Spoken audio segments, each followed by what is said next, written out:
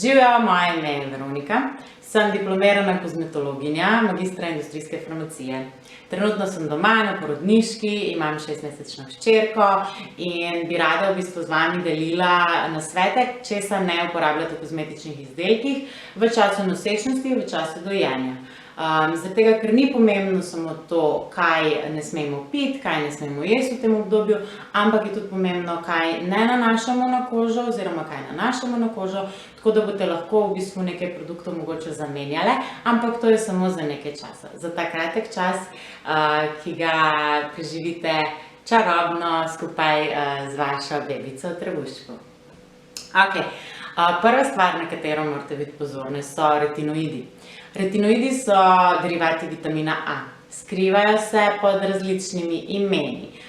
Lahko piše na kozmetičnem izdelku retinol, lahko piše retinal, lahko piše retinojska kislina, lahko piše tretinoin, ki je drugo ime za retinojsko kislino, lahko piše retinil palmitat. Potem pa so tukaj še bolj skrita imena, kakor je adapalin, tazaroten. Študije so pokazale, da vitamin A sistemsko absorpcijo lahko vpliva na plod, torej lahko plod tudi poškoduje, kar je pa zadnje, kar si želimo na tem svetu.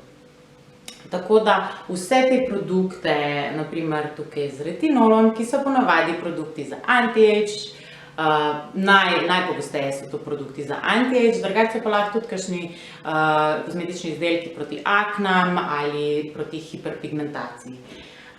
Tukaj naprimer vitamin A, sintetik piše, tega ne uporabljati. Piše retinol, pure retinol serum, ne uporabljati. Za uporabo retinola v vaših kozmetičnih izdelkih boste imeli še celo življenje priložnost, ker je pač zlati standard v svetu anti-agea. Tako da zdaj trenutno pač ga postavite na stran, najdite drugo zamenjavo, to bom tudi omenila v prihodnjih videih. Tukaj bi pa rada še nekaj. Jaz sem v DM-ovi knjižici zasledila eno veliko napako. DM daje knjižice za nosečnice, kar je super, pač razni popusti, ugodnosti in tako dalje. Ampak promovirajo noter bio oil za v bistvu preventivo proti strijam. Tega v času nosečnosti ne smete uporabljati, ker se noter nahaja ravno derivat vitamina A in to je retinil palmitat. To je pač velika napaka z njihove strani, ta produkt ostane na koži, lahko se sistemsko absorbira, tako da ne ga uporabljate v času nosečnosti. Naslednja snov je hidrokinon. Hidrokinon pri nas v Evropski uniji je v bistvu prepovedan.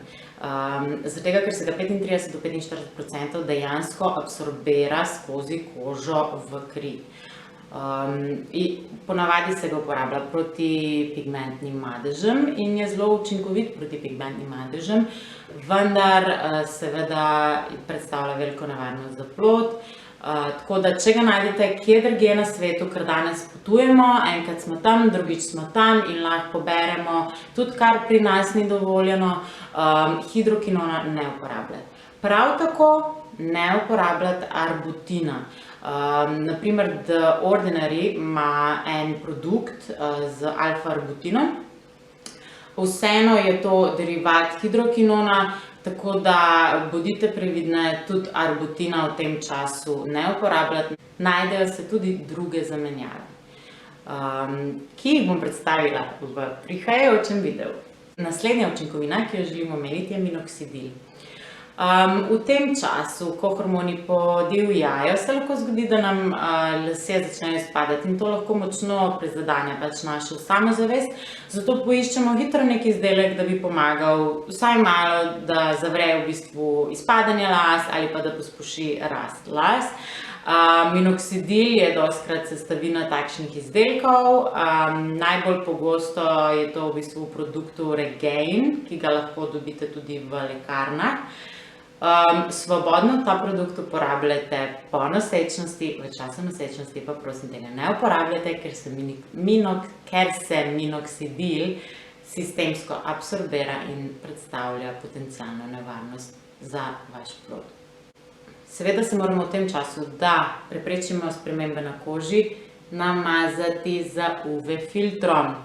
Zdaj, veliko je govora o tem, da se kemični UV filtri absorbirajo sistemsko skozi kožo. Zato mogoče v tem času čisto iz preventive zamenjate te zamenjate kemične UV filtre. Težko je govoriti v slovenščini, ko vse bereš v angleščini. Gremo nazaj. Torej, kemični UV filtri proti fizikalnim ali mineralnim UV filtrom, kakorkoli v tem času se odločite za mineralne UV filtre, ker ostanejo na koži in v bistvu imajo še dodatno funkcijo, da delujejo protivnetno. To so na primer cinkov oksid in pa titanijev dioksid. V času nosečnosti se ne igrati z uporabo eteričnih olj. Eterična olja so celo v prvem trimesečju na nek način prepovedana za uporabo v kozmetiki.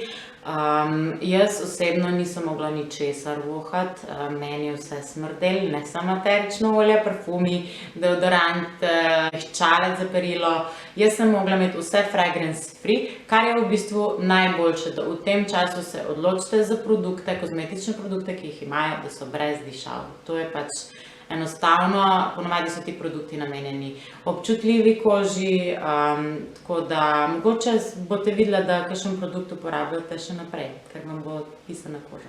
Dve učinkovini, ki so pa nekako pod vprašajem, ampak vseeno vemo, kaj z njimi.